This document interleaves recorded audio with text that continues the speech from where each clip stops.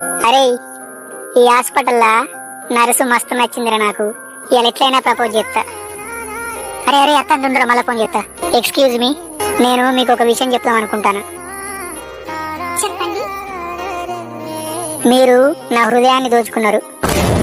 అయ్యో లేదండి, మేము ఓన్లీ మీ కిడ్నీని మాత్రమే దోచుకున్నాం, మీ హార్ట్ ని టచ్ కూడా చేయలేదు. నమ్మదు నమ్మదు నమ్మదు నమ్మదు